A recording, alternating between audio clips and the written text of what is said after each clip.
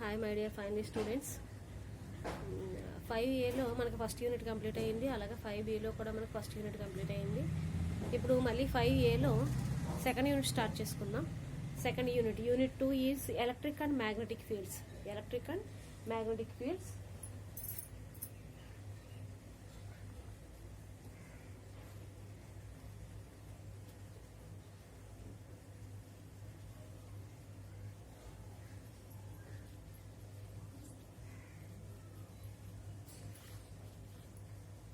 Electric and magnetic fields. First of all మనం electric field కోసం చూసాం, అలాగే మ్యాగ్నెటిక్ ఫీల్డ్ కోసం చూసాం. ఈ రెండింటి యొక్క కాంబినేషన్ అనేది మనం దీంట్లో చూస్తాం. ఎలక్ట్రిక్ ఫీల్డ్ అంటే ఏంటి? ఫర్ సపోజ్ బ్యాటరీ తీసుకున్నాం అనుకోండి. ఒక బ్యాటరీ తీసుకుంటే దానికి పాజిటివ్ ఛార్జ్, నెగిటివ్ ఛార్జ్ ఉంటుంది. Positive charge and negative charge. ఇది ఎంతవరకు అయితే దీని యొక్క ప్లేస్ని ఆక్యుపై చేస్తుందో దాన్ని ఎలక్ట్రిక్ ఫీల్డ్ అన్నాం. అలాగే మ్యాగ్నెట్ తీసుకున్నాం అనుకోండి. మ్యాగ్నెట్ కూడా ఇదే షేప్లో ఉంటుంది, north pole and south pole. అలాగే మ్యాగ్నెటిక్ ఐటమ్స్ ఏవైనా కూడా దీని మధ్యకి తీసుకొచ్చినప్పుడు ఏమవుతుందంటే సర్టెన్ ప్లేస్ వరకు అది అట్రాక్ట్ చేస్తుంది. ఐరన్ వస్తువులు కానీ ఏదైనా కానీ తీసుకొస్తే ఏమవుతుంది, సర్టెన్ ప్లేస్ వరకు అది అట్రాక్ట్ చేస్తుంది. అట్రాక్ట్ చేసేటప్పుడు మనం ఎంత ప్లేస్ వరకు అయితే అది అట్రాక్ట్ చేస్తుందో దాన్ని మ్యాగ్నెటిక్ ఫీల్డ్ అని అంటాం. అంటే ఆ ఫీల్డ్ దాటి బయటకు ఉంటే కనుక మనం అది అట్రాక్ట్ చేయదు. సో ఎంతవరకు అయితే దాని ప్లేస్ ఆక్యుపై చేస్తుందో దాన్ని మనం మ్యాగ్నెటిక్ ఫీల్డ్ అని చెప్పేసి అంటాం. ఈ రెండింటి యొక్క కాంబినేషన్ మనం సెకండ్ యూనిట్లో చూస్తాం, ఎలక్ట్రిక్ అండ్ మ్యాగ్నెటిక్ ఫీల్డ్. దీంట్లో ఎలక్ట్రిక్ ఫీల్డ్ని ఎలా డిఫైన్ చేస్తామంటే electric field E = F/Q. Electric field E = ఎలా డిఫైన్ చేస్తామండి? F/Q, where F is the force and Q is the charge. Electric field is defined as the force per unit positive charge. So E = F/Q. దీని నుంచి F = అని తీసుకోవచ్చు, మనం EQ అని రాసుకోవచ్చు కదా. F = EQ. అలాగే this is the electric field. అదే మ్యాగ్నెటిక్ ఫీల్డ్కి వచ్చేసరికి దాన్ని మ్యాగ్నెటిక్ ఫీల్డ్ ఎలా డిఫైన్ చేస్తామంటే మనం BQV.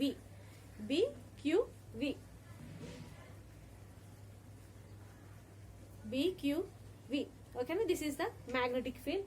మనకి ఇక్కడ లోరెంజ్ ఫోర్స్ అని చెప్పేసి ఉంటుంది. లోరెంజ్ ఫోర్స్ అంటే the combination of the electric and magnetic field is called the Lorentz transformation or Lorentz force అని చెప్పేసి తీసుకుంటాం. Lorentz force F =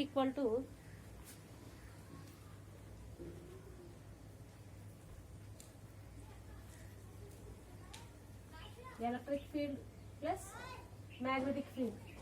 electric field E = ఏంటి మనకి? F/Q. దాని నుంచి F = ఏమొచ్చింది మనకి? EQ కదా. అంటే EQ plus BQV. Electric field plus magnetic field. ఈ రెండింటిలోని Q కామన్ ఉంది కాబట్టి Q కామన్ తీసాం అనుకోండి, ఏమవుతుంది? E + BV.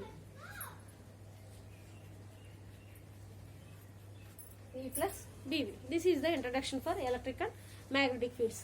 దీంట్లో మీకు మోస్ట్ ఇంపార్టెంట్ వచ్చేసి ఎస్ఐ క్వశ్చన్ బయోట్ సావర్ట్ లా ఉంది.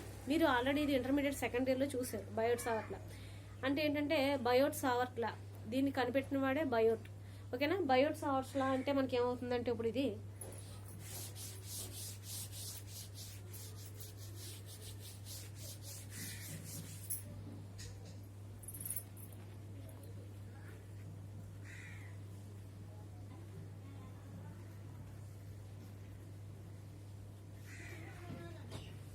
బయోట్ సావర్ట్స్ లా. ఇది మీకు 10 మార్క్స్ కి చాలా మోస్ట్ ఇంపార్టెంట్ క్వశ్చన్. 10 మార్క్స్ కి.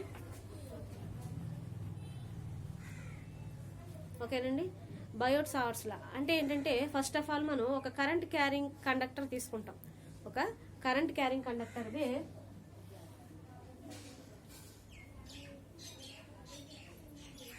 where AB is the current carrying conductor.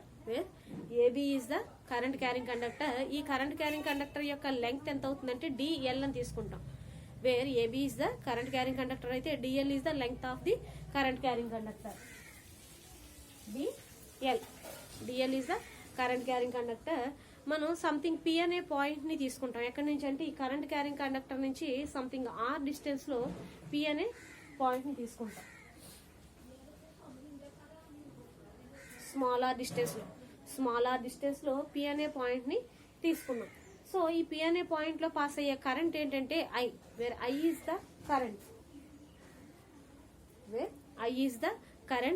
And the angle between the current carrying conductor AB and P. ఏబికి ఇలాగే పి అనే పాయింట్ కి మధ్య ఉన్న యాంగిల్ వచ్చి theta, where theta is the angle between the AB and P. ఓకేనా. ఇప్పుడు మనకి స్టేట్మెంట్ ఏంటంటే బయోట్ సావర్ట్స్ లాలో ద మ్యాగ్నెటిక్ ఫీల్డ్ డీబీతో డిఫైన్ చేస్తాం మనం. మ్యాగ్నెటిక్ ఫీల్డ్ దేంతో డిఫైన్ చేస్తాం? DB.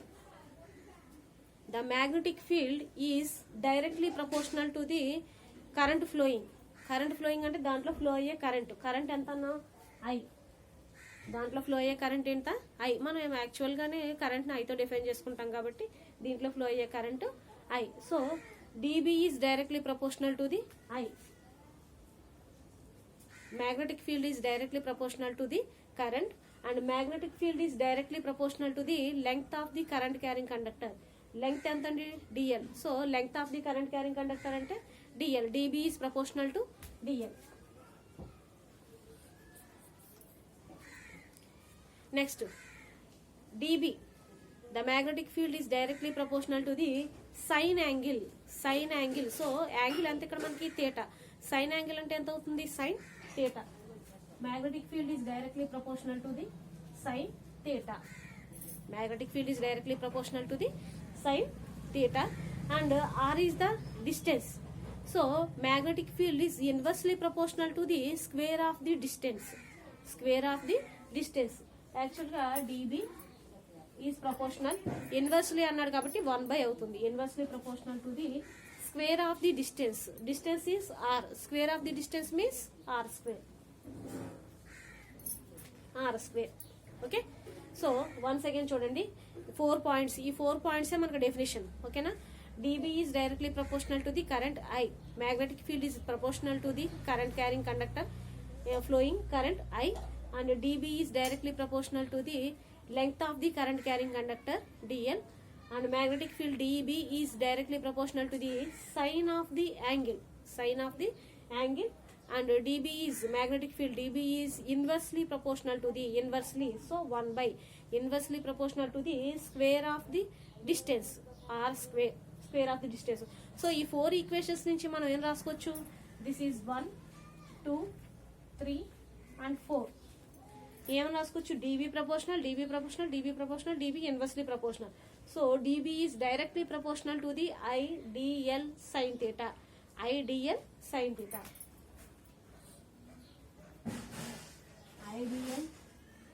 theta by r square. Inversely proportional కాబట్టి r square అవుతుంది. dB is directly proportional to the ideal sin theta by r square. This is the Biot-Savart's law definition. Where proportional is the constant. Proportionality constant తీసుకొచ్చి మనం ఎంతంటే μ/μ0/4π. dB is equal to μ0/4π I dl sine theta by R square. dB equal to μ0/4π into I dl sine theta by R square, where μ0/4π is the proportionality constant. proportionality constant. So this is the Biot-Savart's law statement. ఓకేనండి. ఇది మీకు ఎస్ఏలో ఇచ్చినప్పుడు 5 marks ఇస్తే కనుక ఇంతవరకు రాస్తే సరిపోతుంది. Diagram వేసి దాంట్లో ఐ అంటే ఏంటి, డిఎల్ అంటే ఏంటి, సైన్ థీటా అంటే ఏంటి, ఆర్ స్క్వేర్ అంటే ఏంటి, డెఫినేషన్స్ రాసి ఇలా 1 by 1 4 పాయింట్స్ రాసి magnetic field is directly proportional to I and magnetic field is directly proportional to DL and DB is proportional to sine theta and inversely proportional to R square అని రాసి total equation రాసి దాని కింద proportionality constant μ0/4π రాస్తే 5 marks వరకు సరిపోతుంది. లేదు దీంట్లో మీకు అప్లికేషన్స్ అడుగుతారు. ఓకేనా. 2 అప్లికేషన్స్ ఉంటాయి. వాడు ఏ అప్లికేషన్ అడిగితే ఆ అప్లికేషన్ మీరు రాయవలసి ఉంటుంది 10 మార్క్స్కి అయితే కనుక. ఓకేనండి. చూడండి ఒకసారి ఇది చూడండి. This is the application 1. First application ఏంటంటే magnetic field due to a long straight carrying conductor. Magnetic field is due to a long straight carrying conductor అంటే ఈ size long straight carrying conductor తీసుకుంటాం. పొడవాటి స్తూపం తీసుకుంటే కనుక దీంట్లో ఫర్ సపోజ్ ఇందాక తీసుకున్నట్టే మనం where AB is the long straight carrying conductor. ఇక్కడ దీంట్లో AB is the long straight carrying conductor. దాని యొక్క లెంగ్త్ డిఎల్. దాని యొక్క లెంగ్త్ ఎంత అండి? డిఎల్. అలాగే పి అనే పాయింట్ తీసుకున్నాం. ఎంత స్మాల్ ఆర్ డిస్టెన్స్లో పి అనే పాయింట్ తీసుకున్నాం. ఓకే. అలాగే ఆరిజిన్ నుంచి పి అనే పాయింట్కి మళ్ళీ డిస్టెన్స్ క్యాపిటల్ ఆర్. పి అనే పాయింట్ నుంచి ఆరిజిన్కి గల డిస్టెన్స్ క్యాపిటల్ ఆర్. అలాగే దీంట్లో ఫ్లో అయ్యే కరెంట్, లాంగ్ క్యారింగ్ కండక్టర్లో ఫ్లో అయ్యే కరెంట్ వచ్చి మనకి ఐ. ఇందాక అనుకున్నదే సేమ్ డయాగ్రామ్ రూపంలో తీసుకున్నాం మనం. Magnetic field due to a long straight carrying conductor. మీరు డిస్క్రైబ్ చేసినప్పుడు కూడా రాస్తారు, where AB is the long straight carrying conductor, DL is the length of the long straight carrying conductor, and P is the point. The distance between the long straight carrying conductor A to P is smaller, and the distance between the O and P is the capital R. The distance between the A and O is the long straight carrying conductor. Current flows I. Okay, the angle is theta.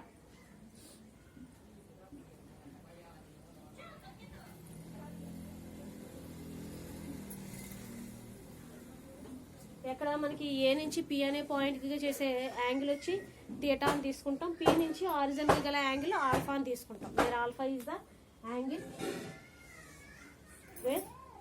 The angle, ఓకేనా. P is the, ఇక్కడ theta is the angle between the A and P, ఓకేనా. According to the Biot Savart's law,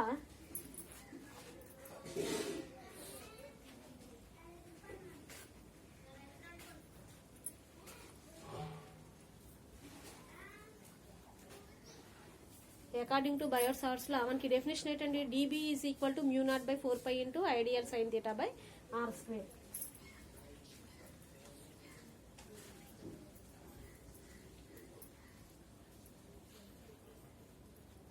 ideal sine theta by R square, ఓకేనా. ఇక్కడ from the figure OAP triangle తీసుకున్నాం అనుకోండి. దాని నుంచి sine theta ఇక్కడ థీటా కదా, సైన్ థీటా ఈక్వల్ టు ఏమవుతుంది, థీటాకి opposite side by hypotenuse. Opposite side ఏంటి మనకి ఓపి, హైపోటనస్ ఎంత అవుతుంది AP. So OP capital R by AP small R, ఓకేనా. From triangle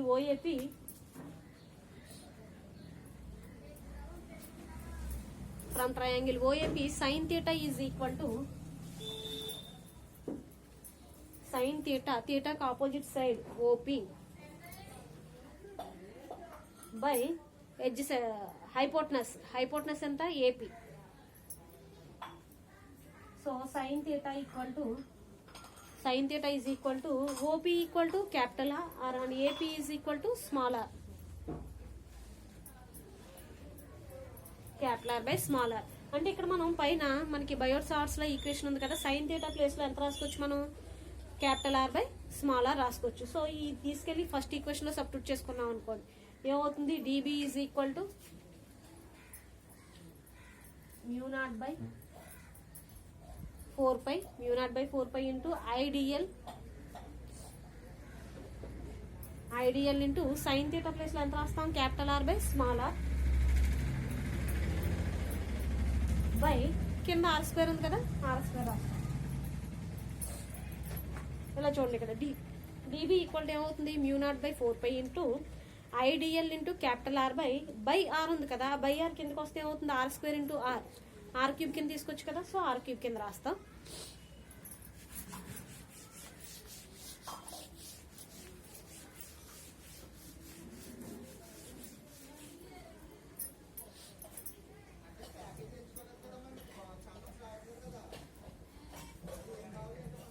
so dB equal to ఏమవుతుంది మనకు ఇప్పుడు, ఇది mu naught by 4π into I dl capital R by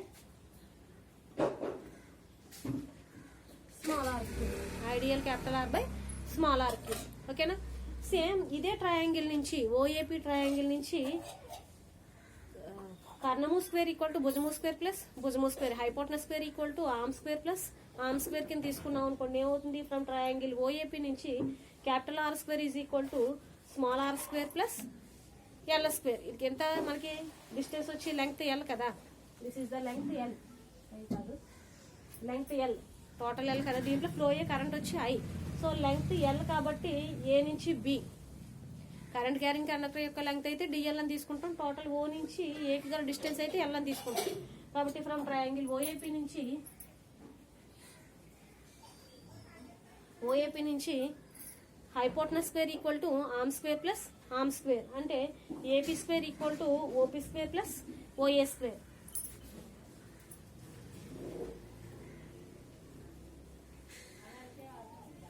AP square means small R square, OP square means capital R square plus OA square means L square. ఓకేనా, ఇక్కడ are square ఆ పక్క వెళ్తే మనకు రూట్ అవుతుంది కాబట్టి R equal to square root of R square plus L square. ఈ square ని హోల్ పవర్ 1/2 కింద కూడా రాసుకోవచ్చు కదా. అంటే ఆర్ ఈజ్ ఈక్వల్ టు ఏమవుతుందంటే R square plus L square whole power 1/2. R square plus capital R square plus L square whole power 1/2 కింద కూడా రాసుకోవచ్చు ఆర్. అంటే ఇప్పుడు మనం ఈ పై ఈక్వేషన్ లో dB is equal to μ0/4π into I dl capital R by R cube వచ్చింది కదా. సో ఆర్ ప్లేస్ లో మనం ఈ ఈక్వేషన్ సబ్స్టిట్యూట్ చేసుకోవచ్చు. ఎంత అవుతుంది అప్పుడు dB is equal to μ0/4π into ideal R by small R cube. R అంటే R square plus L square whole cube అంటే హోల్ క్యూబ్ ఇంటూ 1/2. సో 3/2 అవుతుంది కదా, అది 3/2. ఓకేనా, చూడండి ఇప్పుడు అర్థమైంది కదా. ఇక్కడ డిబి ఈజ్ ఈక్వల్ టు ఏమొచ్చింది μ0/4π into ideal R by R square plus R square whole power 3/2. ఓకేనా, ఇప్పుడు మనకి ఇక్కడ ఆల్ఫా ఉంది, tan ఆల్ఫా. ఓకేనా, tan ఆల్ఫా నుంచి tan ఆల్ఫా ఈక్వల్ టు ఏమవుతుంది ఆల్ఫాకి opposite side by adjacent side. Opposite side అంతా ఎల్ బై క్యాపిటల్ ఆర్. అంటే tan ఆల్ఫా ఈక్వల్ టు ఏమవుతుంది దాని నుంచి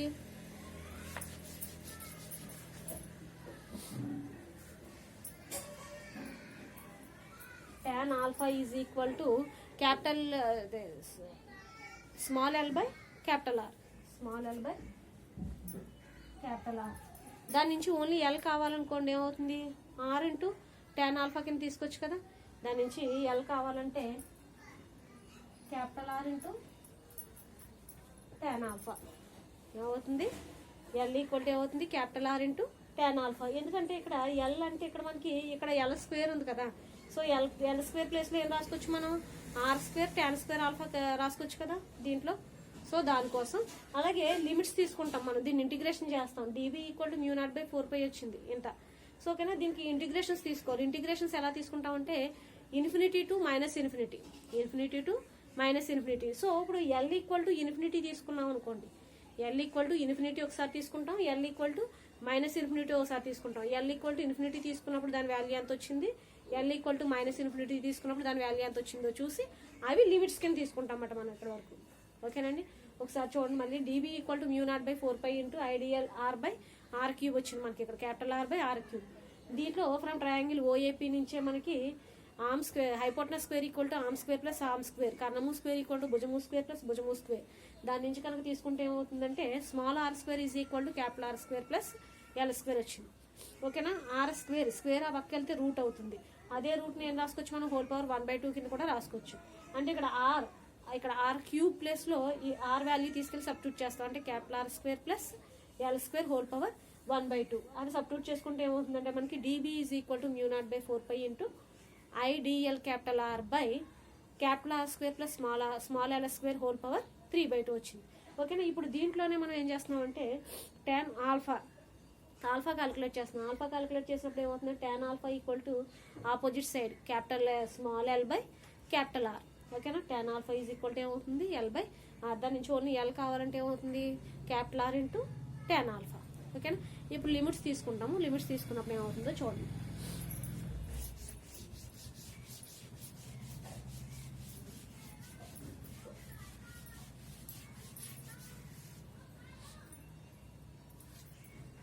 లిమిట్స్ తీసుకున్నప్పుడు చూడండి L equal to infinity, L equal to infinity. L equal to infinity అంటే మనం ఇంతకు ముందు వచ్చింది మనకి L equal to R tan alpha వచ్చింది కదా ఇక్కడ మనకి. అంటే L equal to R tan alpha. అంటే ఇక్కడ ఎల్ ప్లేస్ లో ఏ సబ్స్టిట్యూట్ చేసుకుంటాం మనం ఇన్ఫినిటీ సబ్స్టిట్యూట్ చేసుకుంటాం. ఇన్ఫినిటీ సబ్స్టిట్యూట్ చేసుకున్నప్పుడు ఏమవుతుంది infinity equal to R tan alpha. Infinity equal to ఏమవుతుంది ఆర్ tan ఆల్ఫా. దాని నుంచి tan ఆల్ఫా ఈక్వల్ టు ఏమవుతుంది infinity by capital R. Infinity by anything equal to ఇన్ఫినిటీయే కదా. అంటే tan alpha is equal to infinity. tan alpha is equal to ఏమవుతుంది infinity, అంతే కదా. Infinity by capital R is equal to infinity. దాని నుంచి only alpha కావాలనుకోండి, alpha equal to అవుతుంది tan ఉంది పక్కన, ఆ పక్క వెళ్తే tan ఇన్వర్స్ అవుతుంది. tan inverse of alpha infinity అవుతుంది. Alpha is equal to tan inverse of infinity. tan inverse of infinity. ఇక్కడ మనకి ఇన్ఫినిటీ ట్యాన్లో ఇన్ఫినిటీ ఎక్కడ వస్తుందంటే మనకి tan π/2 is equal to infinity. ఓకేనా, tan π/2 అంటే tan 90/2 45 డిగ్రీస్ దగ్గర ఇన్ఫినిటీ వాల్యూ మనం లాగర్థం ఈ టేబుల్లో చూస్తే కనుక మనకి ఇన్ఫినిటీ ఎక్కడ వస్తుందంటే tan π/2. సో ఇక్కడ ఇన్ఫినిటీ ప్లేస్లో ఏం రాస్తామంటే tan π/2 రాస్తాం. అంటే ఏమవుతుంది అప్పుడు alpha equal to tan inverse of tan π/2. tan inverse of tan π/2 అంటే ఇది ఏమవుతుంది మనకి tan inverse of tan π/2 is equal to π/2. Alpha equal to π/2 అంతే కదా. ఫార్ములా మనకి tan inverse of tan θ equal to θ ఎలాగో tan inverse of tan π/2 equal to π/2 అవుతుంది. అంటే మనకు ఇప్పుడు ఆల్ఫా వాల్యూ ఎంత వచ్చింది, ఒక ఆల్ఫా వాల్యూ π/2 వచ్చింది. ఎప్పుడు L ఈక్వల్ టు ఇన్ఫినిటీ తీసుకున్నప్పుడు మనకి ఆల్ఫా ఈక్వల్ టు ఎంత వచ్చింది, π/2 వచ్చింది. సేమ్ అలాగే L equal to minus infinity తీసుకుంటాం. L ఈక్వల్ టు ఎంత తీసుకుంటాం, minus infinity. L equal to minus infinity తీసుకున్నప్పుడు సేమ్ ఇలాగే L equal to r tan alpha అంటే L ప్లేస్లో మైనస్ ఇన్ఫినిటీ సబ్స్టిట్యూట్ చేస్తాం. L equal to r tan alpha అంటే L ప్లేస్లో మైనస్ ఇన్ఫినిటీ సబ్స్టిట్యూట్ చేసాం అనుకోండి, minus infinity equal to r tan alpha అవుతుంది కదా.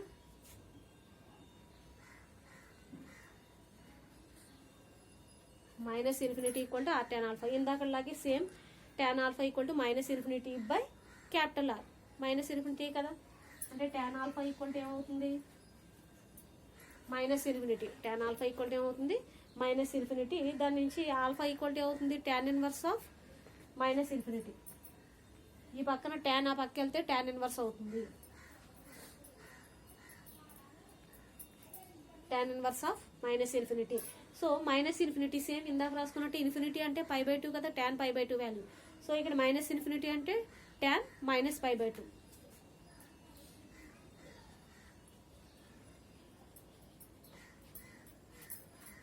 tan inverse of minus π/2. So ఇందాకలాగే tan inverse of tan θ equal to tan θ అని ఎలా రాసుకున్నాము, tan inverse of tan minus π/2 equal to minus π/2 అవుతుంది.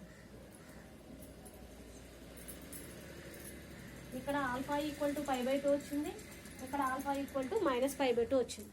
ఆల్ఫా ఈక్వల్ టు వచ్చింది, ఇక్కడ π/2 వస్తే ఇక్కడ మైనస్ π/2 వచ్చింది. అంటే dB is equal to μ0/4π into ideal equation ఉంది కదా, ఆ ఈక్వేషన్లో లిమిట్స్ ఎక్కడి నుంచి ఎక్కడ తీసుకుంటామంటే π/2 టు మైనస్ π/2 తీసుకుంటాం అనమాట. అందుకోసం ఈ రెండు చేసాం. ఓకేనా, ఒకసారి చెప్తున్నాను చూడండి. L equal to infinity, L equal to infinity తీసుకున్నప్పుడు L equal to r tan alpha.